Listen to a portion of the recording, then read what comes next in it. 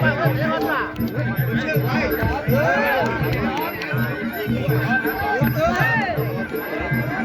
ก 2ครับ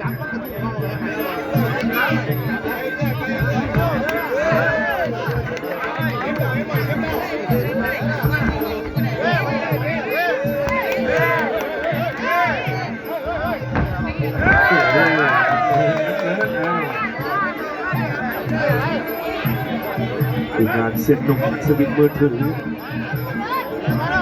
ฟ้าแหวนเจ๊หม่อนไง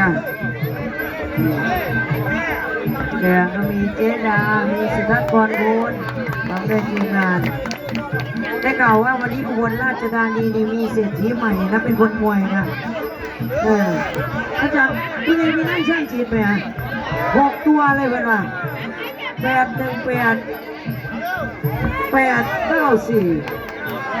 ทีมงานป๋าจรวดส่งยอดด่วนครับนี่ตูเสียโตอยากทราบยอดครับตอนนี้ทางซุปเปอร์อาร์เมเบาๆแค่30,000นะน้องแชมป์มีเยอะมีเท่าไหร่แจ้งด่วนผู้เอกผู้หน่วยเมืองอำนาจรีบแจ้งเลยครับทางการของน้องแชมป์นะครับ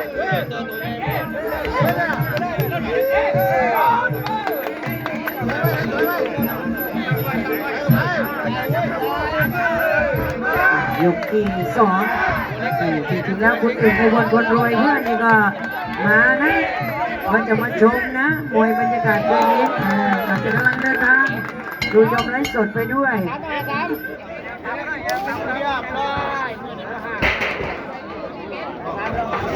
ในเรียงคู่มวยคู่สำคัญแล้วก็จะไปหลังคู่สำคัญนะหลังคู่สำคัญก็จะเป็นย้อนยุคเลยครับหลังซุปเปอร์อาร์มน้องแชมป์นะจะไปที่ย้อนยุคนะ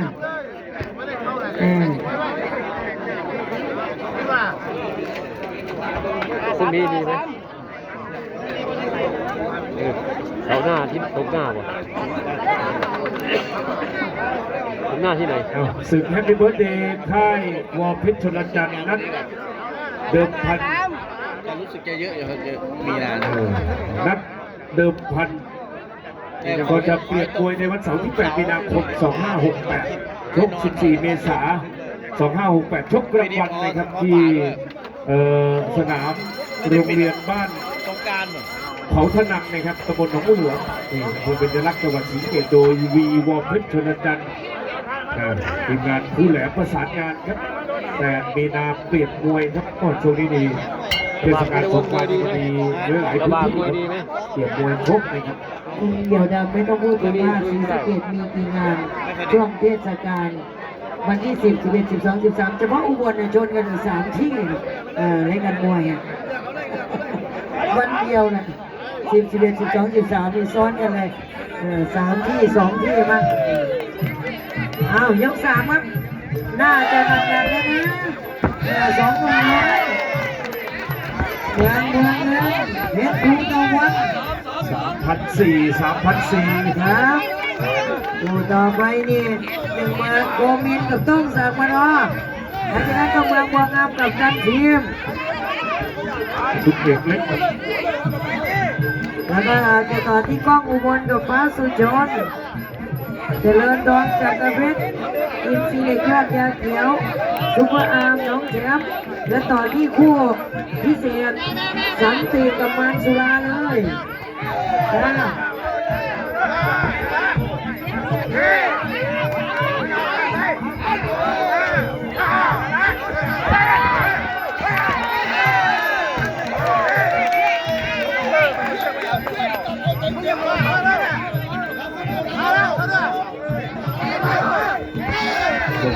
ครับ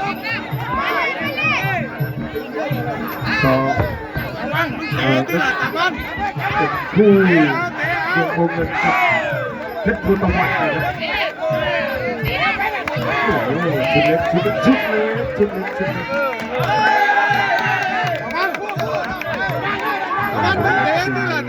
ยกปากเยอะครับทีมงานจากบ้านโพยกปากหักจริงๆไม่ได้โม้ครับดูครับเตะวางแพ้หลุดเรื่องบวมเงินแดงภูตะวันครับ เสียงหนุ่มอัศวินมือถือดูเหลี่ยมครับดูเหลี่ยม บอกเลยว่าเกมงานนี้ก็ไม่ธรรมดาทำไว้ในทั้งสองฝั่งนะ ขอบคุณนะครับในนามของโปรโมเตอร์สี่พยัคฆ์ครับทีมงานเสียสัมเพชรเสียป้อมเพชรเสียรามชันเจเพชรมณีโลหะกิจครับ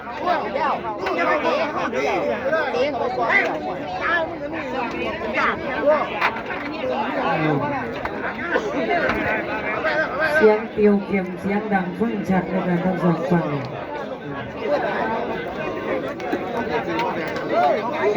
โหมดผู้สำคัญนะคะในช่วงนี้ขอบคุณที่ใหญ่ใจดีที่การสนับสนุนตัวเราในช่วงที่ทำงานนะครับแฟนมวยเซียนมวยในสายการไกลการใกล้นะครับขอบคุณทีมงานโปรโมเตอร์ คุณ ผู้ จอย จัด ครับตอนนี้เสือใหญ่ที่ปรึกษาทีมงานสี่พยัคฆ์บอกว่าสังกะสีเก็บเลยใช่ไหมหรือเสือใหญ่ว่าไงสังกะสีแตกแล้วบอกว่า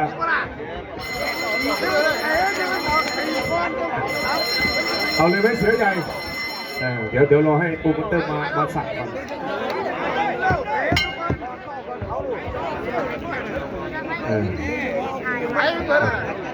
ยก4ก็อีก2 ยกครับสังกะสีแตกครับเสือใหญ่บอกว่าสังกะสีแตกถือว่าเป็นปรากฏการณ์ที่จัดมวยที่บ้านโพเวทีนัดนี้เยอะสุดครับ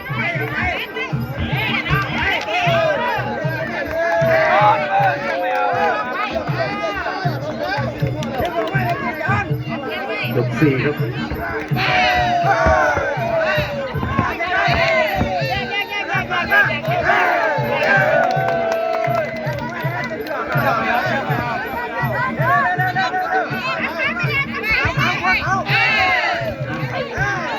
ยกสี่นะ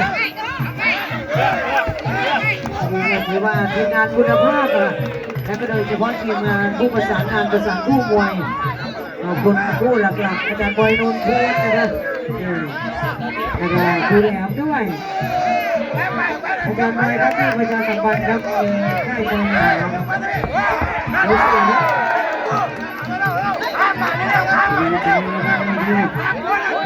งานตัวนั้นเพชรอุตวันเงิน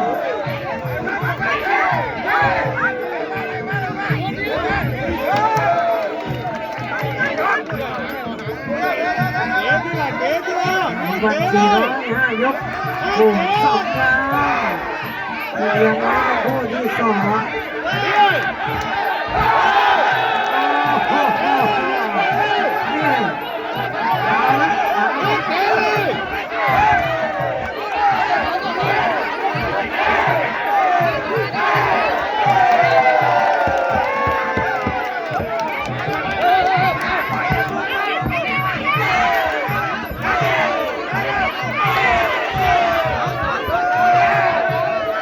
ยกที่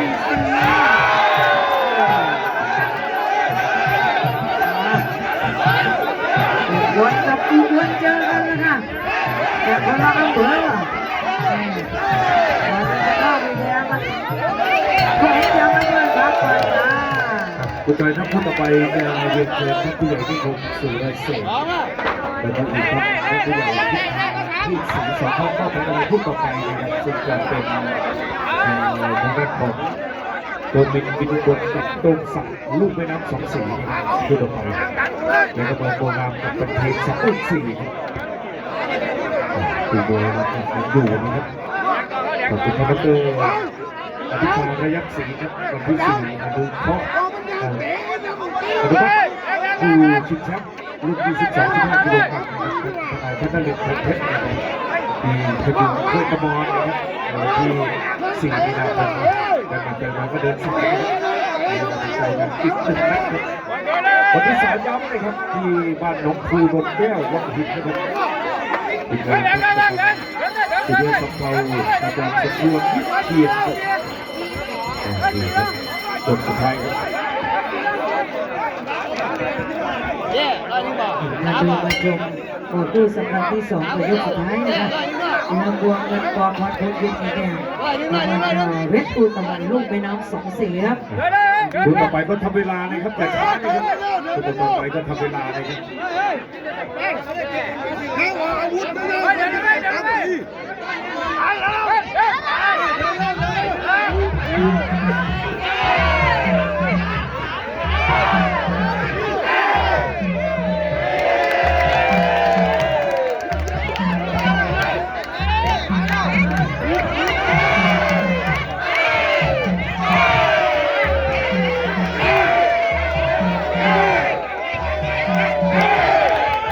โอ้ยสู้แล้วสู้แล้วคุณจอย ไม่ไปไหนคนเดียวนะเอ้ผู้ชายที่สองแล้วก็มันเยอะได้เร็วไปที่หมดไม่ถึงสอง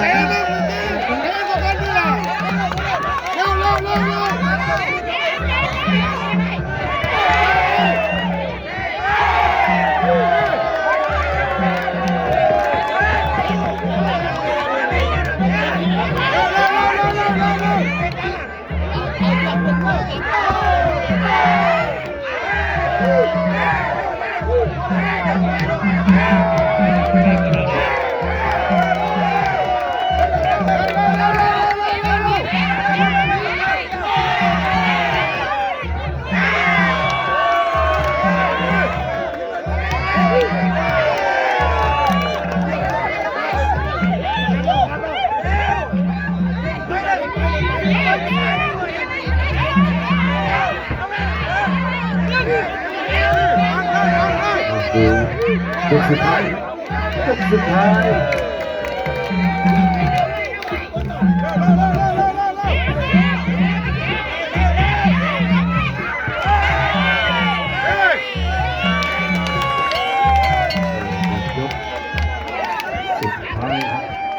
เดี๋ยวนะ